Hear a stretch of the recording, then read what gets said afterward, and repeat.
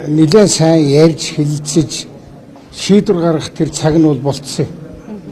Яагаад тэгэхээр сая бас оюу толгойн сонсгол боллоо шүү дээ.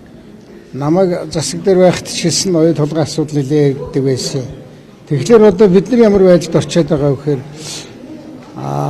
тэр оюу толгойн гэрээ анх байгуулагдж байхад би тэргүй шадар сайд дээр ажиллаж байсан. Тэгэхэд бол 2020 он гэхэд анхныхаа нуугдал ашиг авна гэсэн ийм гэрээ байсан шүү дээ.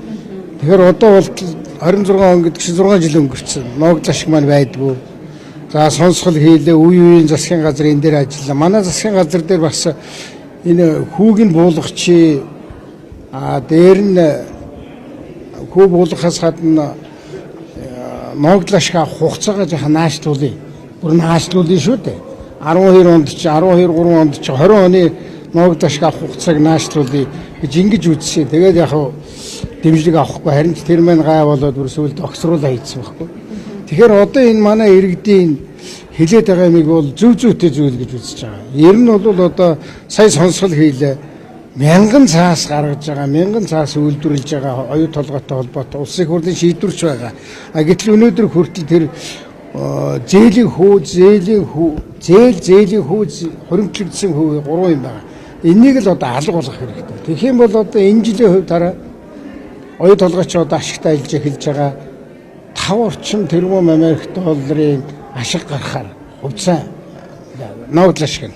Тэгэхээр энэс чи Монгол улс энэ их олон зээлүүдийнхээ хүмүүг хүчинг болгочих юм бол 34% гэдэг чи хэд вэ? 5-34% гэдэг чинь 1.6 орчим тэрбум Америк доллар нуугдал ашиг гэж авах гэдэг байгаа байхгүй. Тийм учраас би энэ олон жил одоо болсон юм байна. Одоо эрхөө шинийг яриа хэлэлцээ хийгээд энэ хүмүү элдвэ юм хүчингүү болгоод нуугдал ашиг авч эхэлье. Энэ бол зүйтэй. Харин энэ ерөнхий сайд маань одоо тэр иргэд ингэж санал гаргаж байхад тэднийг одоо нухчин дарах биш. Харин энэ иргэдийн саналыг авч үзээд яавал одоо Монголын талд нийт монголчуудад ашигтайгаар шийдэж болох уу гэдэг дээр ажиллах байхаа гэж би найдаж байна. Тэр нэг зээлийн тухай зээлээ түлж дуустал нуугдал ашиг авахгүй гэсэн заалт байгаа гэдэг байна шүү дээ. Энэ ямар очив? Ийм одоо заалт бас одоо олон улсын гэрэн дээр байж болдго юм уу? Тэгэхээр гэрээнд өөрчлөлт оруулахаар бол энэ заалтыг өөрчлөлт оруулна. Тэг гэрээ 2 янзын гэрээ байдгийг.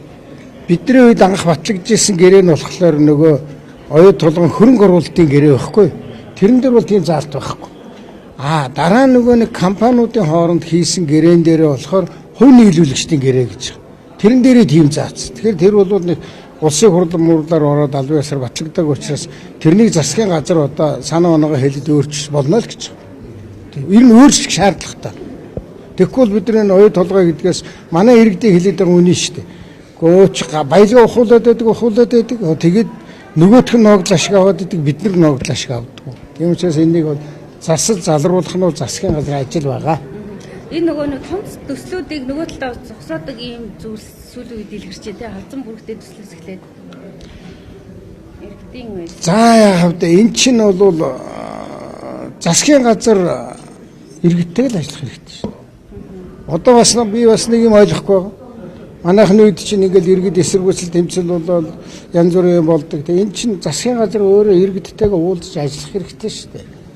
Тэгэхгүй ингээл нэг одоо хэдийн иргэн эсэргүүцэл илэрхийлгэнгүүт нь гадаадын тэдний үгийг хэлж байна гэдэг. Монголчууд яхаараа ингээ бие бинийгээ нэг гадаадын хүмүүс шиг эсвэл одоо нөгөө талд ажиллаад байгаа юм шиг гэж харддаг бол буруу. Тийм учраас засгийн газар яах гэж байдаг гэхээр ойлголтыг зөв болгох хэрэгтэй. Нэг 10 хүн эсэргүүцэл болно шүү дээ. 10 хүнтэйгээ уулзаад гарцаа байхгүй одоо бодиттой баримтаа үзүүлээд ийм байна гэхэд манай иргэд бас заавал нөгөө талд ажиллаад байхгүй байх. Ингээд нийтдээ бол монголчууд бол хожихол ёстой байхгүй юу?